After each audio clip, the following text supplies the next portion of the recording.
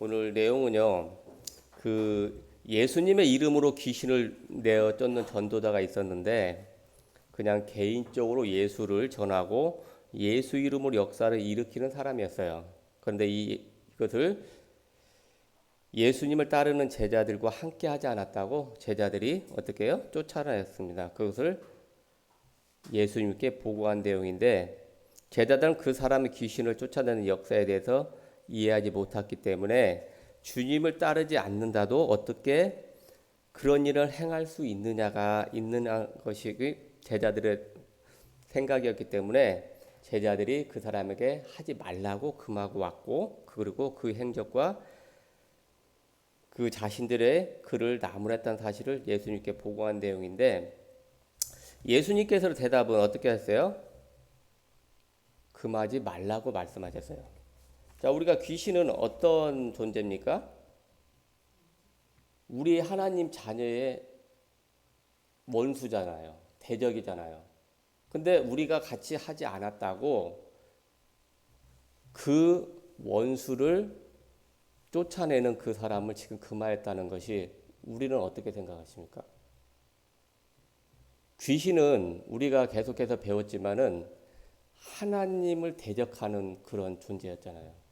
그러니까 하나님만큼 힘을 가졌는데 그 귀신을 쫓는 힘을 가질 수 있는 사람은 우리 사람이 아니잖아요.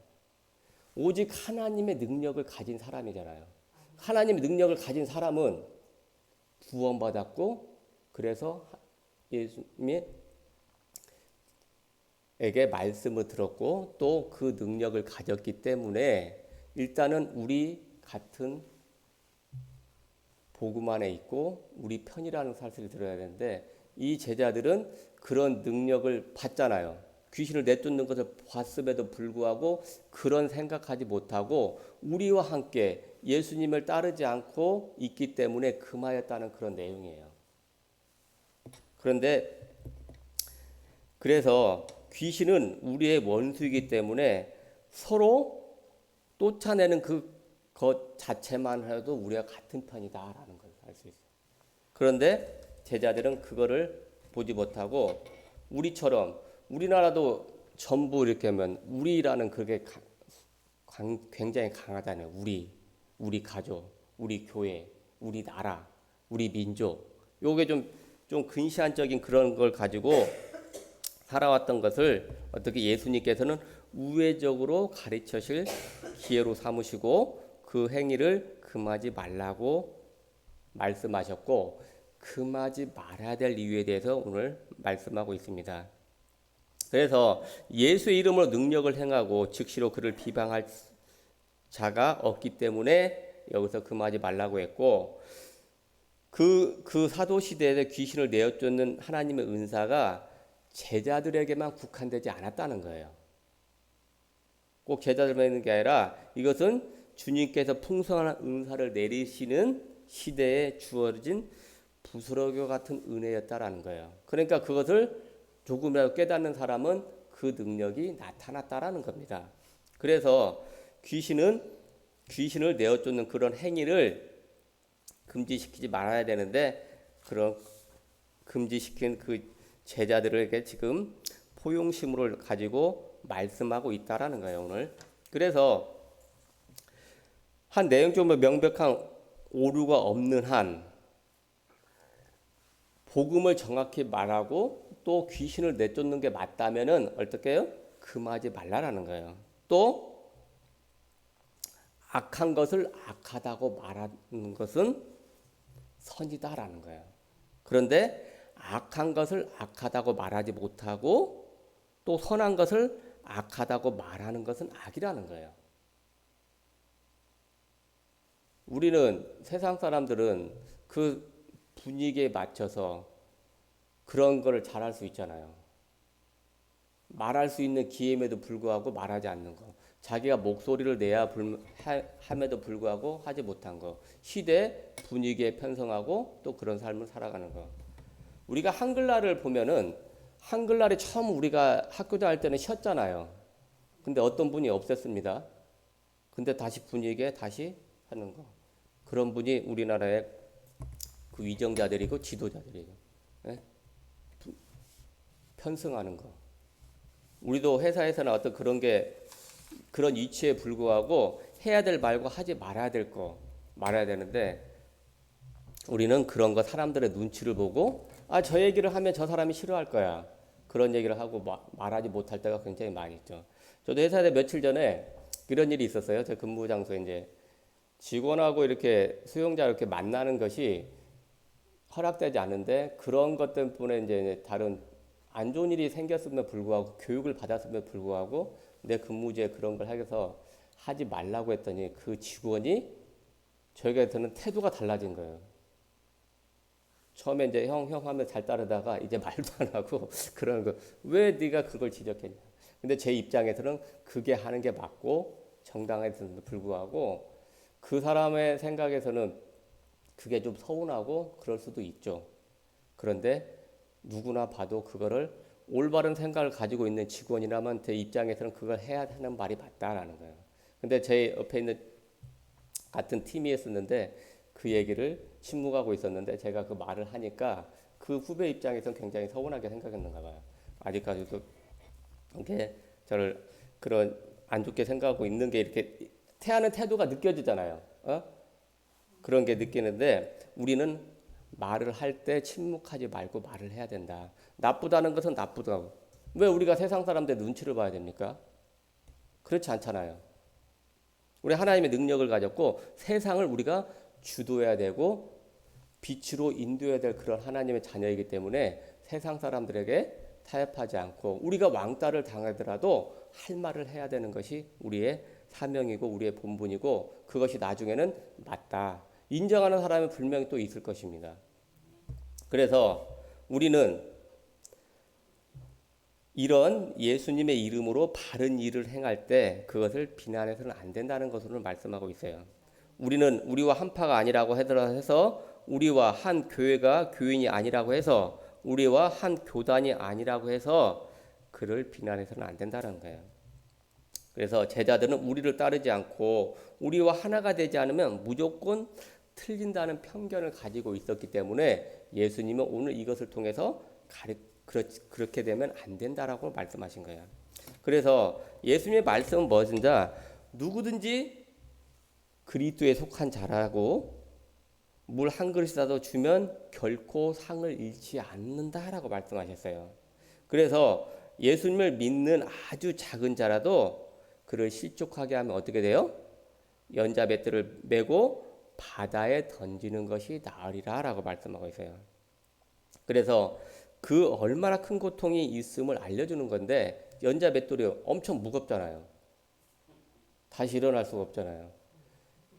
저희 동네도 그 용소라는 데가 있어요.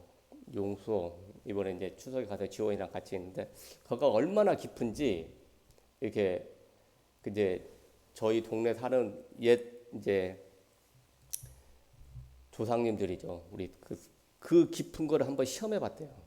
그래가지고 이제 그에 돌을 이렇게 다 채워놓으면 그 다음날 보면 없어졌어. 그만큼 거가 뚫려 있다는 거야. 그래서 이제 거기에 얼마나 또 명주시를 해가지고 이렇게 쭉 하다 보면 몇 킬로 뒤에 거기서 그게 나왔다는 거야. 그 어마어마한 깊이가 있습니다. 근데 사실은 그건 뜨고 그래서 거기에서 어떻게 되냐면 옛날 사람들은 그 살기 힘든 사람들이 자살도 많이 했다고 하더라고요. 근데 자살할 때 어떻게 했냐? 그냥 하면 떠오르잖아요. 그러니까 치마폭에 돌을 싸고 같이 그 어마어마 깊은데 그런 데를 이제 지원이랑 둘이 이제 다이빙하고 막 놀다가 이제 왔는데 추석에 엄청 더웠잖아요. 가면서 이제 둘이 그랬는데 그러니까 그런 떠오르지 못하도록 근데 목에 연자 맷돌을 보니까 얼마나 떠오르겠어요? 못 떠오르잖아요. 그렇게 힘든 만큼 고통이 있다라는 거예요. 그래서 내 손이나 발이나 눈이 범죄하면 찍어버려라 라는 거예요. 장애인이 되어 천국에 가는 것이 정상이 되어 지옥에 가는 것보다 낫다라고 말씀하고 있어요. 근데 우리는 그런 게 쉽지가 않죠. 아까운데 또 아픔이 있기 때문에 그런 게 사실은 쉽지 않다라는 거예요. 근데 그런데 왜 그래야 되냐? 지옥에 대해 설명하고 있어요. 지옥은 구더기도 죽지 않고 불도 꺼지지 않는다라는 거예요. 얼마나 고통스럽습니까? 우리는 이 세상은 내 마음대로 이 세상 끝이다. 이번 생에 틀렸는가 보다. 다음 생에 잘해봐야지 하면서 자살을 하면서 이 생을 내 마음대로 끊을 수 있지만 지옥은 얼마나 고통스러운가? 죽고 싶어도 죽을 수가 없는 곳이 지옥이라고 우리는 알 수 있어요. 그래서 그런 게 얼마나 힘든 것인가 알 수 있습니다. 제가 1차 합숙인가 3박 4일인가 저기 파주인가요? 그 우리가 합숙 2박 3일 갔잖아요. 예? 저 인천 아닌데. 예, 이천. 거기 가서 제가 한 3박 4일인가 이렇게 처음 이제 538기라고 했잖아요. 그 합숙을 받고 나서 깨달은 게 그 지옥에 대해서 이렇게 설명하는데, 근데 저는 이제 그 복음을 듣기 전에 저희 아버지가 돌아가셨기 때문에 그러다고 지금 아버지가 불 속에서 엄청 그렇게 하고 있다는 게 이게 깨달으니까 그때 밤새 울었던 그런 생각이 나요. 내가 먼저 복음을 듣고 아버지를 구원했어야 되는데 지금 아버지는 저런 여기서도 고생만 하고 가시다가 또 저 지옥에서 또 엄청 하고 있구나 그런 생각이 확 들더라고요. 진짜로. 그러니까 그 다음날 제가 휴가를 내서 또 이제 어머니한테 갔는데 어머니는 그런 말씀을 또 일단은 영접을 했겠는데 영접된 건 아니고 그냥 자식이 하라니까 하는 것 같은데 계속해서 복음을 전해야 되게 분마도 그게 점점 이렇게 시간이 지나면 희미해지더라고.